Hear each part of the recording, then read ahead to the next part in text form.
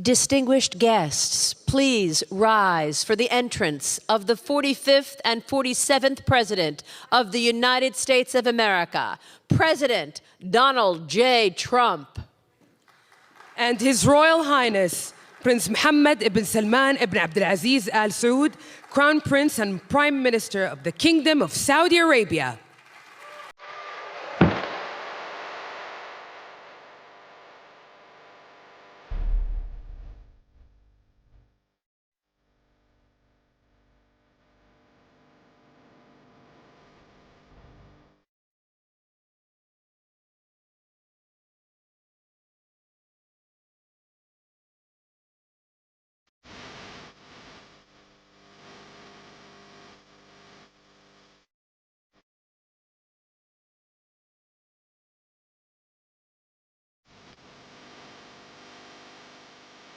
Your Royal Highness, we now invite you to deliver your remarks. The floor is yours. سمو سيدي الكلمة لك. فخامة الرئيس دونالد ترامب، حضور الكرام، يسعدنا نلتقي بكم اليوم في واشنطن بعد 6 أشهر من انعقاد منتدى الاستثمار السعودي الأمريكي في الرياض، الذي انعقد خلال زيارتكم فخامة الرئيس، حيث وضعنا الأسس لشراكة تقوم على النمو والتنويع الاقتصادي والابتكار، كما وقعنا وثيقة الشراكة الاقتصادية الاستراتيجية بين بلدينا في خطوة تاريخية لترسيخ التعاون الاقتصادي. واليوم يسرنا توقيع اتفاقيات ومشروعات استثمارية جديدة تتضمن قطاعات الدفاع والطاقة والذكاء الاصطناعي والمعادن النادرة والقطاع المالي. We laid the foundations for partnership based on growth, economic diversification, and innovation, and we signed the strategic economic partnership document between our two countries. In a historic step to cement our economic cooperation, today we are delighted to sign investment agreements and projects that include sectors such as defense, energy, AI, rare minerals, and finance. This will contribute to generating huge job opportunities in our two countries and to economic growth. We contribute to strengthening our historical relations and developing investment tracks between our two countries in line with our ambitions. I invite you. And it's great to be here today at the U.S.-Saudi Investment Forum. Great group of people. The biggest, you got the biggest in the room. But some of the most talented, maybe most importantly, the word talent, successful and innovative business leaders anywhere on the planet. Whether you have come from near or far, we're delighted to have you invest right here in the hottest country anywhere in the world. Every leader is saying the United States we're the hottest country in the world. We're going to keep it that way too. But this has been, according to those that seem to say it, and I will say it, I would never say a thing like that because I want to be very modest. I always want to be modest as I can. They say this has been the best 9 months that any president has ever had. I'd say that's pretty good, right? But we've had a great 9 months. Now we have to do it more than a few more times. We just have to keep it going. We'll keep it going. I want to thank my friend, a great gentleman, Crown Prince Mohammed of Saudi Arabia, for his bold leadership and deep commitment to the ties between our two countries. Thank you. Thank you. Great gentleman. Yesterday, we had a phenomenal visit at the White House celebrating the 80-year bond between the United States and Saudi Arabia. We ended with an unbelievable show last night in a room that was far too small, but the next time you're here, you'll have a much bigger room. It's gonna be much bigger. I made more enemies last night by we had 119 people. That was a record for the room. So they've wanted for 150 years. They've been clamoring for a ballroom at the White House, and we're giving them one. We're giving them 1+, and it'll be something. But you'll be here. You'll be among the first, if not the first, if you'd like. You know, we'll work it out.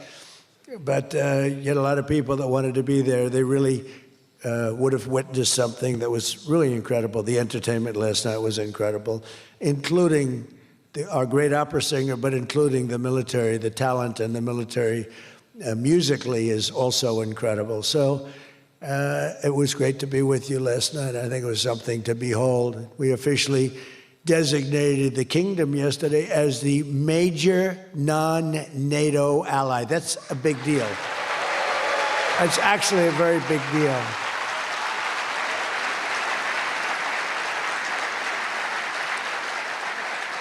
It's a great honor. That happens seldom, very seldom, if at all. So I just want to congratulate you on that. That's a sign of trust. We signed a historic strategic defense agreement yesterday also, and that's something that is likewise very rare, and it's a very honored company that you're in. And we're going to be selling Saudi Arabia some of the greatest military equipment ever built. We build the best military equipment in the world by far. That's why we do the most business, including nearly 300 American-made tanks, is what you're buying, among many other things, the airplanes, and we're working on getting that approved very quickly. It's already approved, but don't worry.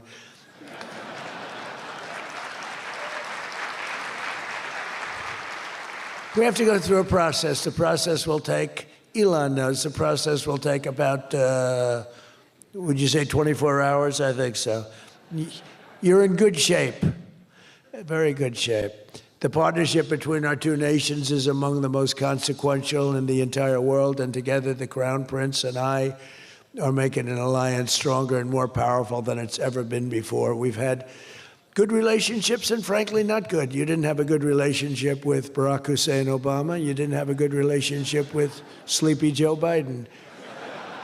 But you had a great relationship with me, and now it's as good as it was, and probably even better if you think about it, because we took the dark cloud away from your country. It was called Iran and its nuclear capability, and we obliterated that very quickly and strongly and powerfully. But that was a real cloud over the whole Middle East, and now they want to make a deal. They want to make a deal. They want to see if they can work out a deal with us, and we'll be doing that probably. But that was a terrible cloud that you had to live with for a long time. 22 years they were thinking about doing that, the B-2s. That was even before the B-2s. Those B-2s, what machines they were, they flew in, they were undetectable, and they dropped their payload, and every single bomb hit its exact mark, which was a shaft going deep into the mountain. And every single one of them hit, and it was total obliteration. And then I was criticized by some of the fake news for saying the word obliteration was too strong, perhaps. They had no idea. Nobody saw it. 3 days later, when the Atomic Energy Commission went, they said it was total obliteration, beyond obliteration, they said. But they want to make a deal. We'll see what happens. This week, our countries also signed groundbreaking agreements on civil nuclear energy, critical minerals, and artificial intelligence. And I want to congratulate a lot of the great American leaders, business leaders that are in the room. And you'll do a great job for Saudi Arabia and for a lot of other people in the room that are buying your product, taking your product, and using your product. All of that is in addition to the $600 billion investment in the United States that Saudi Arabia announced during my unforgettable visit there last spring. Well, I said, could you try and get that up to $1 trillion? And yesterday, the Crown Prince announced that the number that they'll be investing in the United States is $1 trillion. So that's really an honor.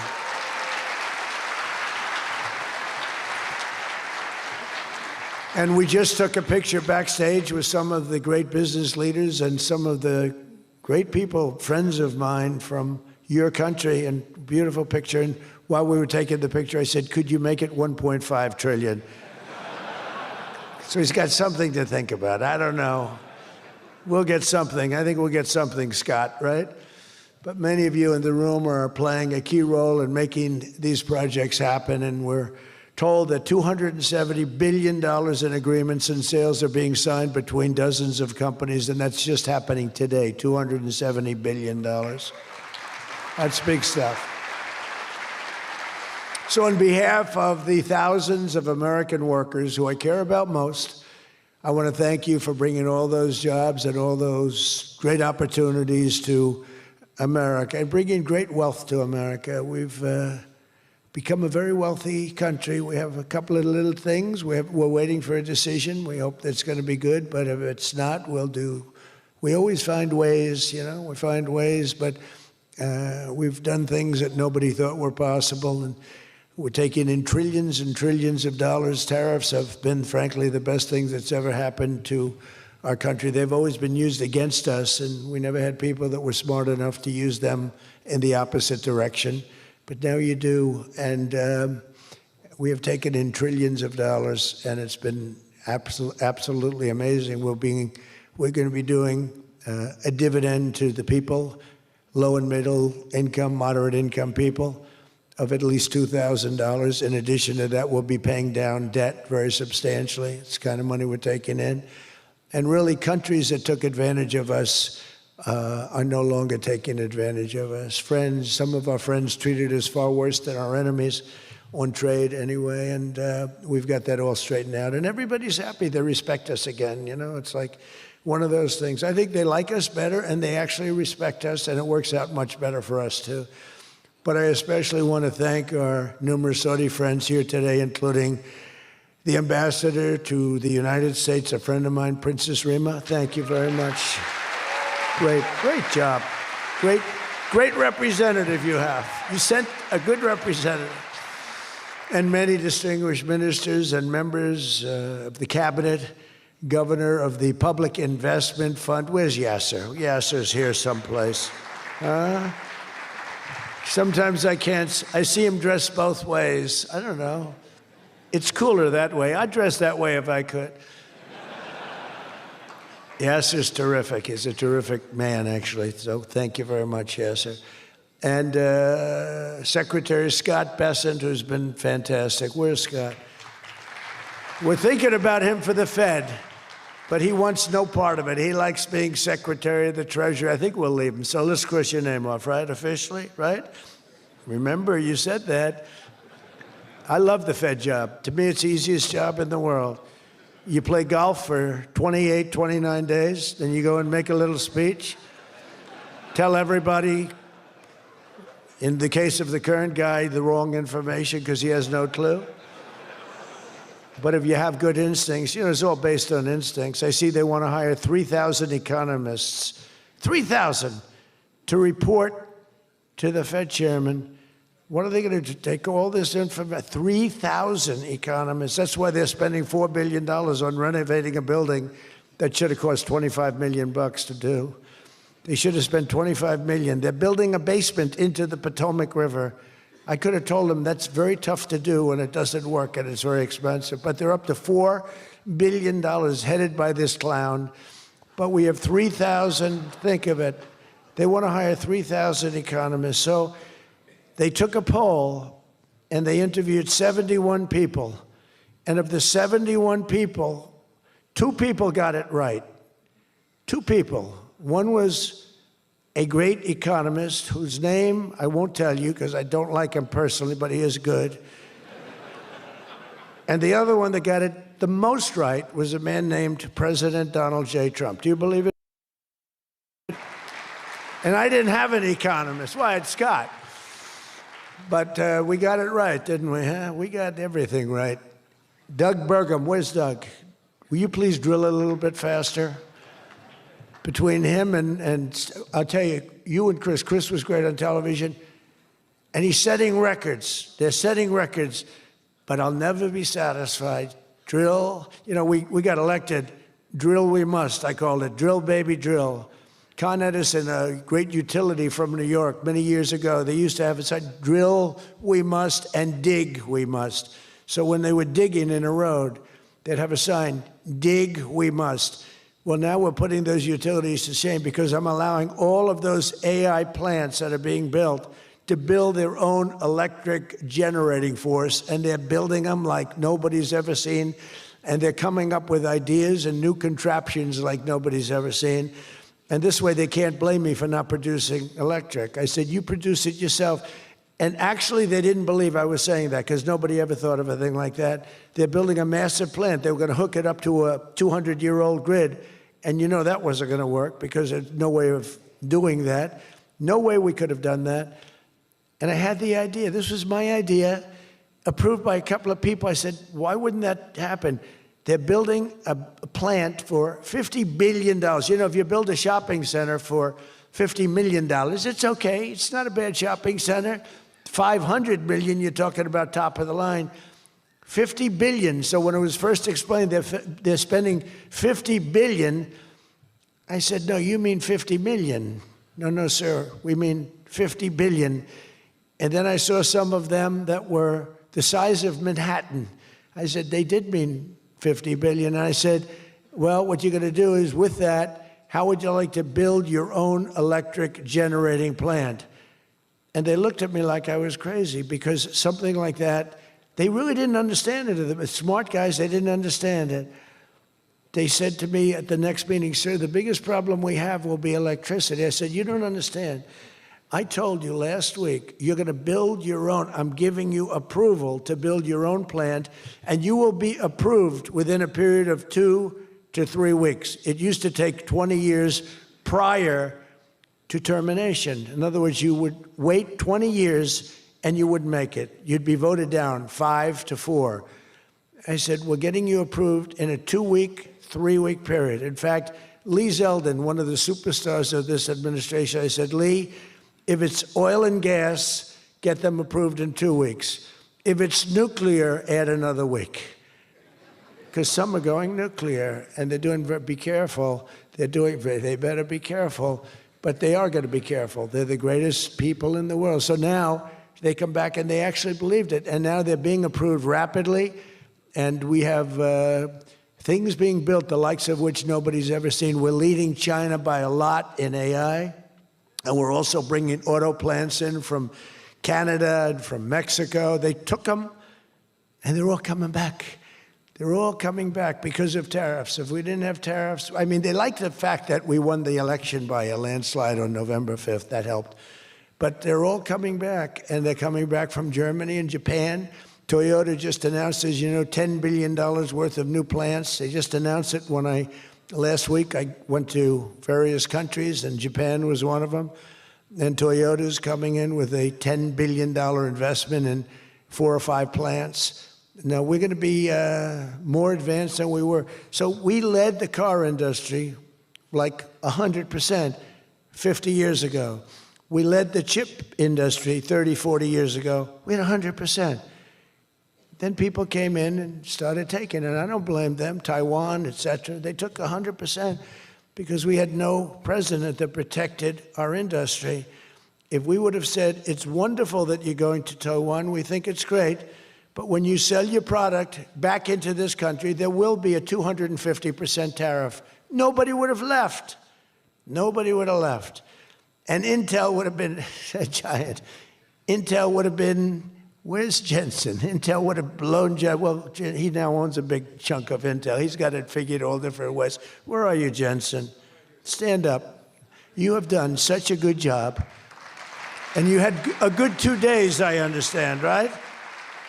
A good 2 days. How's Blackwell doing, okay? Any recent competitors? Anybody going to blow Blackwell away in the next week? They say 10 years, I don't know, maybe 2 years, 3 years. But you will not be stopping there. You'll be going further fast, right? An amazing job you've done. I want to thank Howard Lutnick and Christy Noem for being here. Christy, Howard, good job. Really good job. My daughter Tiffany's here with her great husband, Michael. Thank you very much, Tiffany. Thank you, honey.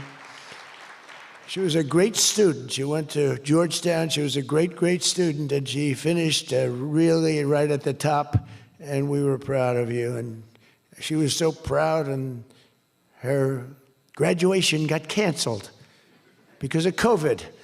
But I say if her name were something else, they probably wouldn't have canceled it. They didn't like that she did so well in school. They weren't happy about it. I say they canceled your graduation because you were a great student, and they didn't want, but other than that, I have no problems. You see, I don't take anything personally. Anyway, great job. And of course, hundreds of the top minds in technology, finance, and private enterprise from both Saudi Arabia and the United States. But my message to all of the leaders and investors with us today, and they are the best in the world, is very simple. Under the Trump administration, America is back and America is open for business, and America is actually stronger than it's ever been before, ever. We rebuilt the military in my first term. Foolishly, we gave a little bit to Afghanistan, but not very much compared to what we built.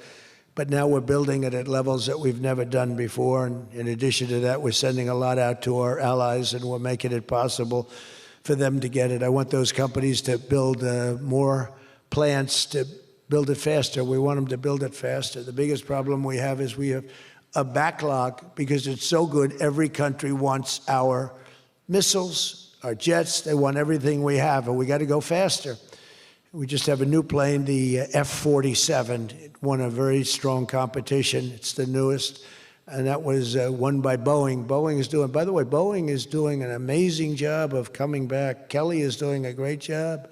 They're really moving, and it's really great to see. But they won the competition for the jet fighter, and they say it reaches levels that has never been reached, both in terms of stealth and speed and everything else that they go by.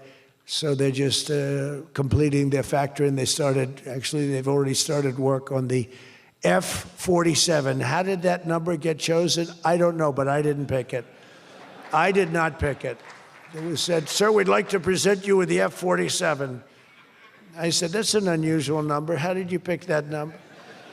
After 4 years of economic nightmares under the previous regime, sleepy Joe Biden, he was a sleepy guy, wasn't he? Think he would have been here today? I don't think so. Americans have rejected the failed, and they were really failed, far left models that you were looking at of high taxes and massive spending, soaring costs, crushing regulations, and trillions of dollars in green new scams. Everything was a new scam, green, green, green. Look, I'm all for the environmental everything. I'm all for climate change. You know, they have new word, climate change. It used to be global warming. It's global warming. Well, that didn't work because it started coming down. They did the global cooling thing. Then they just said, we can't keep up with this. It's too much. So we'll go, perfect words, climate change. They're covered. If it rains, if it snows, if it's warm, it's climate change is destroying the world, remember? The world was supposed to have been gone 2 years ago. They gave us 12 years, Howard, to live, right? 12 years. But that was 14 years ago. The world was going to burn up, but it got actually much cooler. They know these people. It's a little conspiracy out there. We have to investigate them immediately. They probably are being investigated. Their policies punished success, rewarded failure, and produced disaster, including the worst inflation in our country's history. We had the worst inflation in history, and now we have a beautiful normal inflation. It's going to come down over the next few months a little bit more, but we have a nice normal inflation. We had the highest inflation in the history of our country. 9 months ago, our country was dead. But now America is the hottest country anywhere in the world. We're the hottest country. I don't care what country you're with. America is the hottest country considered. And we did this in a period of 9 months. We're a little longer than that, but it took me about 2 weeks to get started. We're rewarding those who build and create, invent, and invest in the USA. And you know, our I call it the great, big, beautiful bill. It's the biggest bill ever passed in the history of Congress.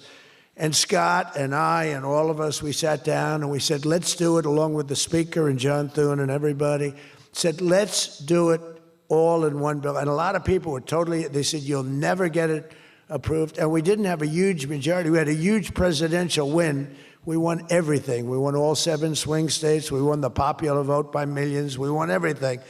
But the one thing, we won one, it's called districts. The country has districts, and we won in terms of districts 2,750 to 550. And that's why when you see the map of the election, it's the whole country, it's all red, and it's pretty amazing. 2 little blue streaks on the right and on the left, and they're very little and getting smaller.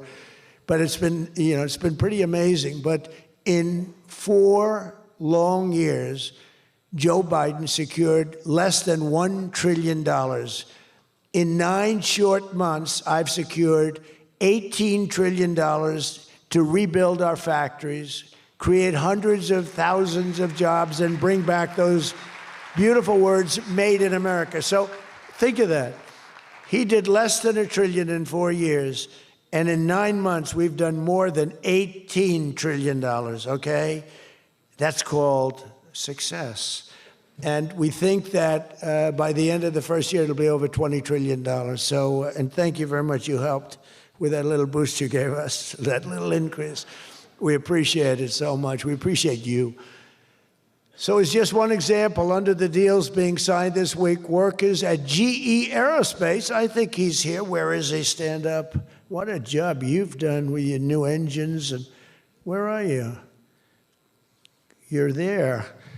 It's not a very good location for you. I thought you have been amazing. Great new engine that's supposed to be more efficient, more powerful, and less costly. That's not a bad combination. But GE Aerospace will soon be delivering dozens of new airplane engines for 787 Dreamliners in Saudi Arabia's commercial fleet. Big order. It was a big order just secured. Every new job and every new factory created by these announcements builds up our middle class and really strengthens the industrial backbone of America. And, you know, I view it differently. I used to view it as it's great, great, great. The stock goes up. I view it, everything as jobs now because I don't care. I care about jobs. And we have more jobs. It was just announced. We have more jobs right now than we've ever had in the history of our country. Those are big numbers. You know, it's like crazy. It's just a great stat. More jobs today than we've ever had in the history of our country. And we're going to be producing a lot more are coming. In my first term, we built the greatest economy in the history of the world, and now we're do it again, but this is really bigger and better and stronger. The first term, we had what was considered the best economy that any president has ever had. That's nice. And we got hit with COVID, remember, and we did a great job with COVID, but that was a horrible thing for the whole world. The whole world suffered. Your country suffered. Everybody suffered. And despite that, we had the greatest economy. And before that, forget it. We blew it off the charts. I'll never forget, I met with pollsters the day before I got the news about COVID, but I met with 2 pollsters because we were starting to think about the next election. They said, sir, if George Washington and Abraham Lincoln came back from the dead and they aligned and they went for the president, vice president as a combination, you'd be beating them by 25 points. And then the next day I was told that something strange is happening. There's a lot of death being reported in a certain country. I won't tell you which one because that country is well represented here, but you know which one. And thousands and thousands of people are dying. And I said, that's strange. What would that be? And it turned out to be a disaster for the world. There's, you know, like nothing has been seen like that since 1917. I always thought that when I heard, you know, pandemic or anything you want to call it, but I always thought that was like an ancient phenomena, that could never happen in modern times, but it did. But we did a great job with all of the things that we did with the vaccines, with the so many of the drugs that we came up with, making you better. Regeneron is an example. Regeneron was fantastic. I give them great credit for what they did. But we did great, and then we started doing the gowns and the masks and the goggles and the ventilators. We were sending ventilators all over the world. We became the king of ventilators. But what a period of time that was for all of us. But despite that, we had the greatest economy in the history of our we had the greatest economy in the history of the world. And I'll tell you, it was an amazing time. But this looks like it's going to be blowing it away, because when these plants, which are being built now, and many are going to be started very shortly, many, but when they open, we're going to see numbers the likes of which nobody's ever seen before. And, you know, in some cases, you're building extremely complex plants. You're building plants to make computers and to make telephones, to make a lot of different things, missiles. But you're building plants that make things that are very, very detailed, and you have to have great knowledge. And you're coming here and you find, if we don't have people that did that before, we are allowing you, and I may take a little heat. I always take a little heat from my people, the people that love me and the people that I love. They happen to be toward the right of center, toward the right. Sometimes they're way right. But if you have to bring people to get those plants opened, we want you to do that, and we want those people to teach our people how to make computer chips and how to make other things. You can't come in, and I'm explaining, you can't come in, open up a massive computer chip factory for billions and billions of dollars like is being done in Arizona, and think you're going to hire people off an unemployment line to run it.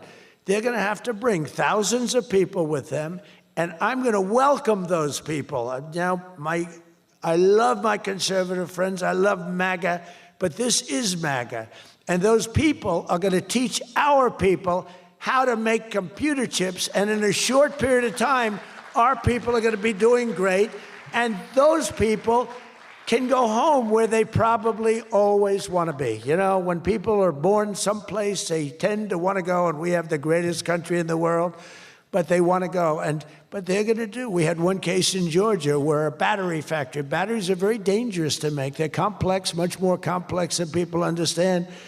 And they spent $1 billion to build a factory, and they were told to get out. And I said, stop it. Don't be stupid. And we worked it out. And now they're teaching our people how to do it.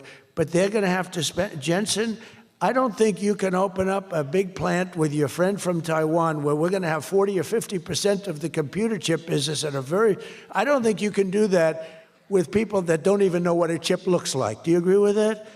So somehow, you know, the people that are against this are really, really smart. They're unbelievable patriots, but they just don't understand. Our people have to be taught. This is something they've never done. And we're not going to be successful if we don't allow people that invest billions of dollars in plant and equipment to bring a lot of their people from their country to get that plant open, operating, and working. I'm sorry. So my poll numbers just went down, but with smart people, they've gone way up. They've gone way up. And I mean that. So for those of you that are doing the plans, you're going to have all the help you need, and you're going to do a great job. And you're going to teach our people how to do it, and our people are going to be just as good as your people ever were in not such a long period of time. Since the election, the stock market has set, and this is a little more than 9 months, 46 all-time record highs. And the growth is now amazing, and it's lifting up the Americans and American economy like nobody's ever seen before. It's the biggest, there's never been a period of time like this. Wages for hourly workers are rising at the fastest pace in 60 years, and real wages for construction workers are up $2,200 a year, and that's good, and that's spending. They're going to spend, they're going to buy many of the things that you're making. In 9 months, we've lifted over 600,000 Americans off food stamps, and that's happening rapidly. You know, when we had the problem 2 weeks ago on the SNAP, and they talked about all of this, the numbers. So when I left, which was a rigged election, by the way, but that's okay. You know, they used to go crazy. I'd say rigged election. Oh, nobody complains anymore because now they realize it was, and it's been proven, and it continues to be proven. But when I left, that number was $7 billion. Now it's $47 billion.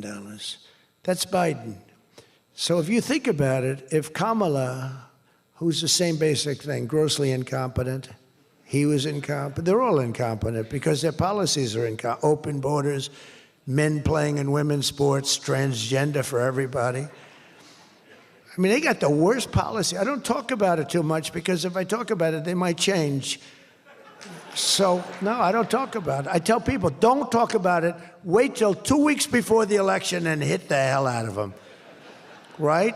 We talked about that, right, Elon? He said, we wait 2 weeks before.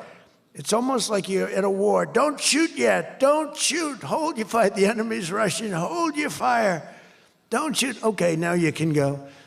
2 weeks before. But I watched a guy the other day, a congressman, fighting for men playing in women's sports.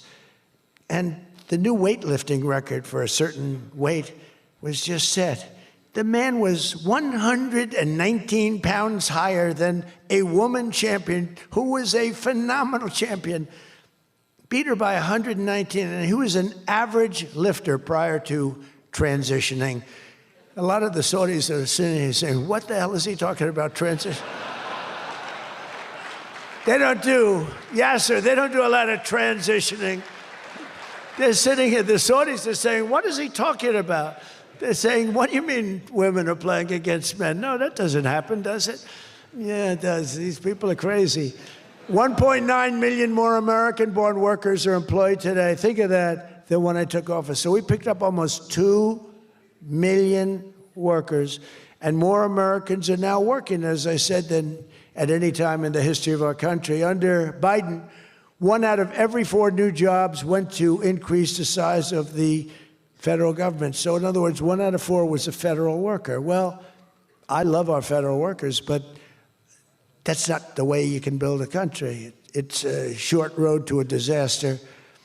Under my administration, 100%, think of that, of all new jobs created came out of the private sector. In fact, the federal government, we cut thousands and hundreds of thousands of jobs out of the federal government. Now, if I wanted to do something for purely political reasons, I'd say, Susie, let's hire a couple of million federal workers. And you know what happened? Unemployment is unbelievable. We don't do that. They did that. They used to hire workers in order to fudge up the numbers. The federal workers. By the way, Susie Wiles, most powerful woman anywhere in the world by the biggest, most important magazine. Susie Wiles, she had her father, Pat Summerall, the great announcer, football. He was a great football player, became an even greater, the voice of the NFL, and he was supposed to be a tough cookie, and I believe it 100%. Most powerful woman in the world. She can take out a country, take out a country with 1 phone call. That's power. I don't know if I could do that, but she could. Thank you, Susie. Do you feel good about the job you're doing? Huh? She's never going to be satisfied. She's doing a great job. We're also making incredible strides to make America affordable again. That's a new word that they're using. Affordability, they talk. They had the worst inflation in history. They had the highest prices in history. The country was going to hell. The only thing that we're going up in is our stock market, okay? The only price that we really have, I mean, we're bringing prices down, but they came up with a new word, affordability. And they look at we are all about affordability, and everyone assumes that that meant that, no, their prices were high. If you look at the numbers, since I took office, core inflation is now below 2.7%. It was at numbers that nobody had ever seen before with them. Walmart just announced that the cost of their standard Thanksgiving meal is reduced by 25% this year from last year. So they make, look, the Democrats, I don't know, some of you are probably liberal Democrats. I don't know about in your country. I don't know if you know that word, liberal. The word liberal doesn't exist. But they have a new word now. You can't use liberal, you have to use the word progressive. And I don't like using it. It's a beautiful word, progressive. Progressive, that's not them. They're regressive. No, they're regressive. Think of it. So if I don't get in, we have $20 trillion. Let's say she gets in. Instead of $20 trillion, you'd lose $10 trillion, and your welfare and other benefits would go up by 30%. Look at SNAP, look at what happened there.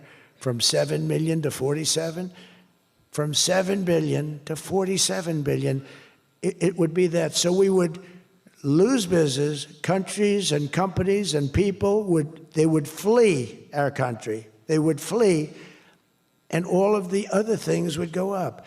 In other words, would end up with a shell of a country, and I'm being nice when I use the word shell. This country would have been in big trouble, and I don't want to get him in trouble, but that gentleman right there, the most respected man in the room, that's today because we're here. Most respected man, I have to say that. Don't worry, when I'm with other countries and the leaders sitting there, I say the same about them. Don't worry. Don't get carried away. No, the most respected, one of the great leaders, he told me when I was in his country, he said, And I use it all the time. Sometimes I refer to him because I have great respect for him. I figure it sells better. But he said exactly these words. He said, it's amazing what you've done. 1 year ago, your country was dead, and now you've got the hottest country in the world. You were the first one that said that. And I've used your name hundreds of times. I use your name, I say, that King of Saudi Arabia said. But anyway, but it's true. We were a country that was in really bad trouble. We were a country that would have been dead, I believe, within a year or 2 years after the election. We were headed in a very bad direction. And now we're headed in the best direction, I think, that we've ever been headed. According to the USDA, Turkey is down, think of that, 33%. And I'm not talking about the country of Turkey. He's doing fine. Erdogan is doing good. Just want to, I don't want him calling me. I'm not down 33%. He's a friend of ours. We got to take care of our friends. Since March, egg prices are down 86%. Think of 86%. Many other prices are down in a similar number. When I first came into office, my first 3 days, I had a news conference, and they started screaming at me. Those people, that's a lot of people back there. Look at all the fake news. They started screaming at me, eggs, eggs. I didn't know anything about it. I said, what's going on with eggs? They're up quadruple. I said, I've only been here for 3 days. And we'll work on it. And we got them down very substantially. They said, don't buy eggs for Easter. At the White House, we have an Easter egg hunt. We buy thousands of eggs. The people come from all over, thousands. They asked me, sir, would it be possible this year to buy plastic eggs? I said, I'm not buying plastic eggs. The kids are going to pick up an egg. They're going to, what the hell kind of an egg is this? And we bought maximum number of regular eggs, and we got the prices. Brooke Rollins did a great job, Department of Agriculture. She did a fantastic job. And eggs are way down now. Mortgage rates are down despite the Fed. Scott, you got to work in this guy. He's got some real mental problems. No, there's something wrong with him. It's just sweet. I'd be honest, I'd love to fire his ass. He should be fired. Guy's grossly incompetent. And he should be sued for spending $4 billion to build a little building.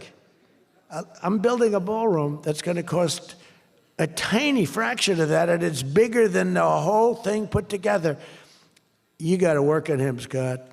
The only thing Scott's blowing it on is the Fed. Because the Fed, the rates are too high, Scott. And if you don't get it fixed fast, I'm going to fire your ass, okay? I can't tell you, Scott, sir, don't fire him. Sir, please don't fire him. He's got 3 months to go. Don't fire him. I want to get him out, Scott. Please. He's the voice of reason. You're very lucky you have him, I'll tell you that. You've done a good job. I think Howard's a little bit more for firing him. Right, Howard? I think Howard would say, get him the hell out of there. Anyway, well, congressional Democrats wanted the largest tax hike in history. They wanted to raise your taxes by 42% 44%. I proudly gave you the largest tax cuts in American history. Don't forget, the great big beautiful bill doesn't kick in until January 1st. So all these numbers that you're reading about, all these great numbers, that's without the tax cuts. The tax cuts take effect on January 1st, and that's no tax on tips, no tax on overtime, and no tax on Social Security for our great seniors. Even people that go buy a car, they've never had this. Middle-income people don't know what the word deduction is. They don't know. This room, they live on deductions. Me too. How much of a deduction do I get? We all live on it. Middle-income people, they don't know about that. They don't really have deductions. We're giving them a deduction on the interest if they buy a nice Tesla car and they borrow the money. You're so lucky I'm with you, Elon. I'll tell you, has he ever thanked me properly? Although I do let him buy other than electric cars, but these are minor details. We had a mandate, which even Elon thought was ridiculous, that everybody has to have an electric car by 2030. And once, fortunately, he said, that's a ridiculous thing. So I keep quoting, but I'm giving them a deduction. Now, Elon would like to have it differently. a deduction only if you buy a Tesla, right? But we'll let it be for everybody. But think of it. You get a deduction on the loan, on your interest payment. I think that's going to be an unbelievable boon to car sales. I think it's one of the biggest things, and we'll see, but I think it's going to be.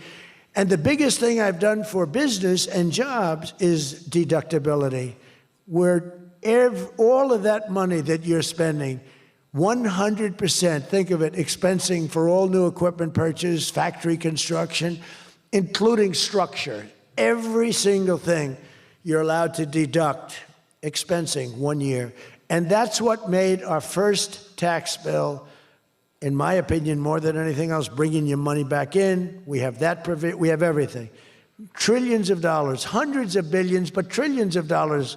Apple alone, Tim Cook brought in hundreds of billions of dollars. You couldn't do it under the old tax code. You'd have to pay so much tax, and just the bureaucracy of it. We made it very simple. We charged a fair rate, and we took in billions. Well, we have that. But the expensing, to me, was the thing that made it so successful. And the other thing is all of those tax cuts that we got, that was the largest tax cut in history. On top of adding to those cuts, we extended the original tax cuts. If we didn't extend, you would have had about a 58% tax increase from that point, and we were able to get that extended. So I want to thank the Speaker of the House, and I want to thank John Thune. And a lot of people thought that bill, because we put everything into that one, we took 4 years' worth of things, and we put them into the great, big, beautiful bill. And we got it passed. It was close, like about a quarter of a vote. It was on fumes. We thought for a couple of moments we were not going to be able to get it. Then we would have had to have it in 9 or 12 or 14 different bills. And I don't think we would have gotten many of them approved. We would have gotten some easily approved, but some we would have gotten no votes on. By putting it all together, we got everything. And it was a great job, and I think someday it's going to be appreciated. But among other things, it's the biggest tax cut in history for people and for businesses. So just enjoy it, and think of me every once in a while when you're hiring new people and making a lot of money. You just think about us. But I'm cutting a record number of job-killing regulations. That's the other thing.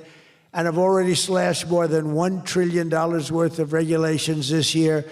My last term, I gave the largest regulation cut in history, and now we're doing it again.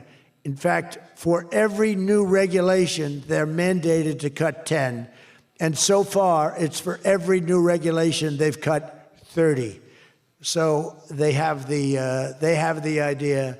And very importantly, we stopped Joe Biden's radical crusade to kill oil and natural gas. Somehow, I don't think Saudi Arabia would like me too much if we could decide to kill oil and natural gas. There's nothing like it. It works. Windmills don't work. Other things, I don't want to get into it too much, but they don't work. What does work is natural gas, oil, nuclear, and other things. But the windmills are a disaster. I am the biggest negative person on windmills. They ruin your locations. They ruin. When I look at some of these countrysides that are littered with windmills, and every time it goes around, you lose money. The country loses money. It's a disaster. And I just hope that some of these countries that are losing their ass, we have countries that are going bankrupt because they're putting windmills all over the place. You're supposed to make money with energy, not lose money with energy. And we talk about oil, and we talk even clean, beautiful coal. I said, you're not allowed to mention the word coal unless you precede it by saying clean, beautiful. So I have my people in the office, they're talking about coal, right? And they're going, sir, a clean, beautiful coal is doing very well, sir. And then 2 minutes later, clean, beautiful coal. Then he mentions the third time, sir, coal. No, it's clean and beautiful. Because it needs a public relations help. Coal needs a little help, public relations-wise. So we refer to it as clean, beautiful coal, and it does have its place, that I can tell you. But we're streamlining permitting for all new energy projects, all new mining projects, and what used to take 28 days is now down to very little. But we had times when not 28 days, We had times when things would take 14, 15, 16, and even 20 years to get approved. We have a maximum day, 28 days. That's the maximum it'll take. It'll never take more. You can come in with $1 trillion factory. You can come in with what it takes a maximum of. You don't have to go years and years and years, be abused by bureaucracy. If you build a plant now, you're going to have your plant done within 28 days. And a lot of you are all, because I see everyone shaking their head, you're all agreeing. We're getting you approved by very smart people quickly. You know, when you used to walk in with plans done by the best engineers in the world, thousands of pages, and drop them on some guy who's been there for 28 years approving environmental impact statements, and he's looking at pages that he's never seen, and he's supposed to approve it. He has no idea what the hell is in those pages. So we know what we're doing. We're going to get maximum is 28 days. That's why we have so much under construction, and people can't believe it. They can't believe it. And again, remember what I said, most important thing, you're building your own electric plant. You're really becoming a utility in addition to doing what you're doing. But you're building all of the excess, all of that energy, all of that electricity is being built. And your excess electricity, you can sell back to the federal grid. So we even make it there. Under the deals being signed this week, the world's two leading energy superpowers, America and Saudi Arabia, are partnering on energy like we've never partnered before. American Saudi companies represented here today are joining on liquefied natural gas, infrastructure, constructions, and making both of our energy sections. I mean, our sectors are becoming so strong. Just a quick story. In Louisiana, when I first time I got there were two massive LNG plants. One was under review for 14 years and was being rejected. The other one was for 18 years. The people of Louisiana, Doug, you know exactly what I'm talking about. And one was $20 billion, one was $24 billion, like the biggest things, like 3 Empire State Buildings lying on its side. It was massive. And I said, whatever happened with those plants? Well, sir, they're under review. How long has it been? 14 years and 17 years. And they had given up. Massive investments were being made by other countries and the richest people. They couldn't get them approved. I got myself involved. Right, Doug? The first one, I got approved in 1 day. The second one, I got a little cocky. I took my time. It took me 1 week. And they're both operating today, and they're tremendously successful. I got one, think of it. After 14 years, I was in office. I got involved. I got it done in 1 day. And it's been a tremendous success and made a lot of money for our country and for a lot of other people. And the other one took 1 week to get done. That one was under review, I think, for 14 or 15 years, both of them. So I'm very proud of that, actually. I also proudly ended the ridiculous Biden-era restrictions on artificial intelligence, and we will work closely with friends and partners like those in this room to build the largest, most powerful, most innovative AI ecosystem in the world, and we are going to work it so that you'll have a one approval process, not have to go through 50 states in the United States. You know, you can't go through 50 states. You have to get one approval. 50 states is a disaster because you have one woke state and you have to do all woke. You'll be back into the woke business. We don't have woke anymore in this country. It's virtually illegal. But you'll have a couple of wokesters, and we don't want to do that. We want to get the AI done, and I'm working with David. David's done a fantastic job. If he's here, I think he is. He is. Thank you. David's done a fantastic job. But we want one approval, one, and hopefully you have the right guy in the federal government. Hopefully you have the right president, but you have one approval, one approving body, not 50, not, you know, hundreds of people all over the country looking at what you're doing. And basically you're forced to take the worst and the most onerous, right, Jensen? Are you happy with that, Jensen? Thank you. If Jensen's happy, I'm happy. But what's very important, we have to do that. And we have a couple of very good, very well-meaning senators that think every state should have a right to approve. We're not going to do that because that will not allow you to do what we have to do. And we'll get that straightened out. Together, the United States and Saudi Arabia are unleashing really the most incredible new prosperity together. and we're also making history and forging peace. And I've settled 8 raging conflicts, 8 wars. I've settled 8 wars. I have 1 to go. You know what that one is. I thought that was going to be my easy one because I have a good relationship with President Putin, but I'm a little disappointed in President Putin right now. He knows that. I thought that was going to be the easy one. I settled 1 war, 36 years. I got it done in 1 day. I had another one, 32 years, millions of people killed. Even Congo and the Rwanda, they had 10 million people killed. It was out of control. I got that settled. I have a man's father who happens to be in this room doing a great job, right? Got that settled. I settled 8 wars. And I'll tell you, His Majesty would like me to do something very powerful having to do with Sudan. It was not on my my charts to be involved in that. I thought it was just something that was crazy and out of control. But I just see how important that is to you and to a lot of your friends in the room. Sudan, and we're going to start working in Sudan. I didn't think that that was one that was going to be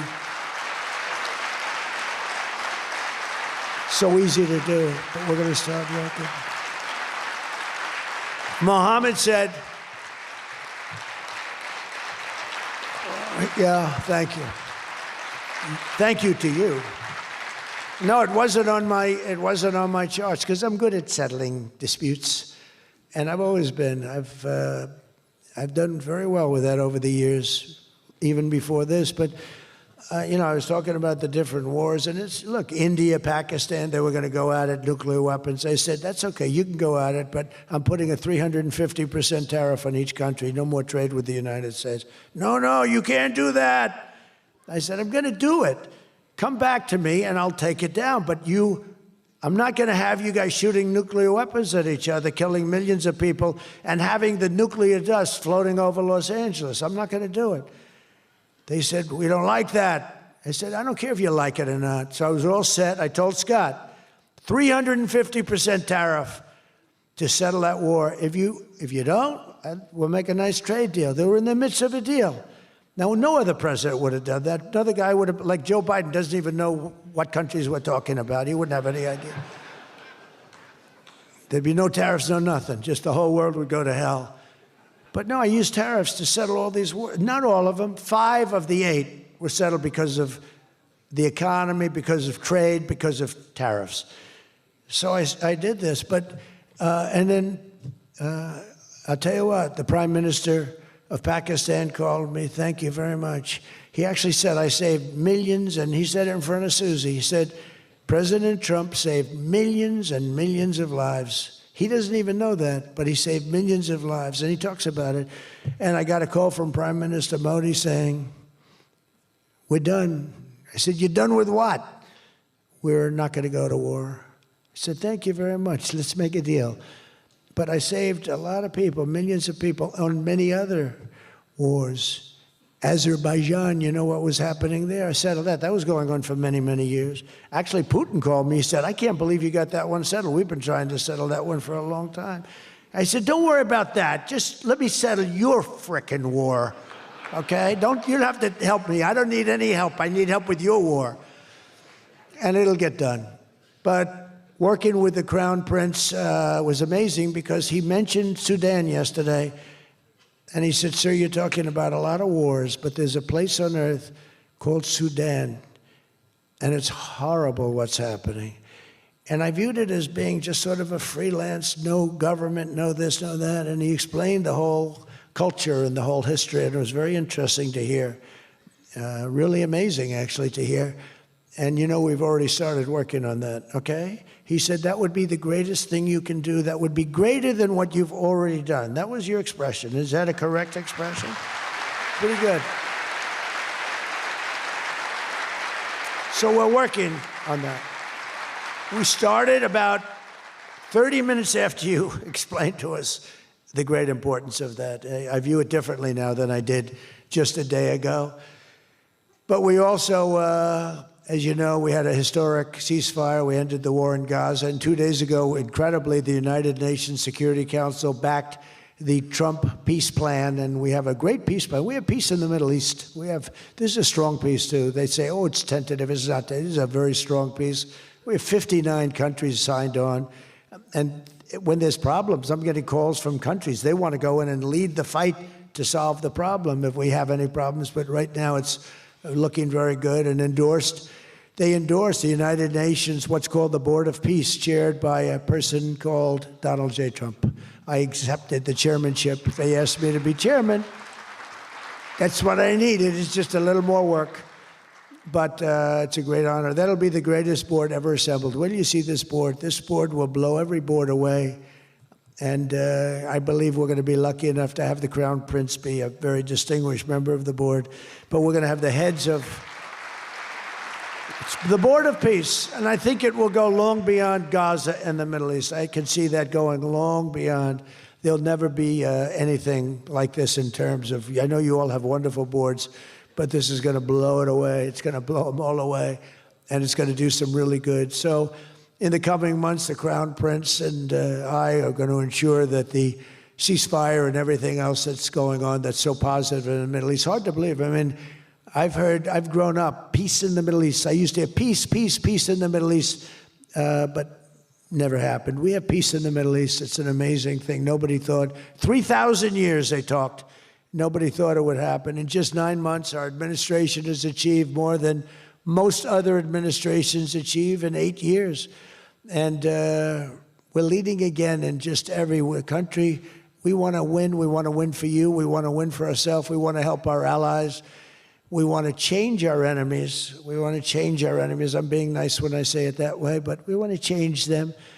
And if they don't change, we're going to be nasty. But hopefully we're not going to have to be nasty. But we want the world to prosper. We want the world to be safe.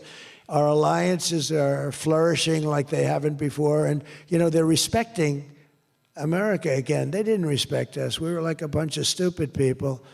We had a president that couldn't get up and talk, couldn't walk up a flight of stairs. We had people that didn't know what the hell they were doing. We were an embarrassment all over the world.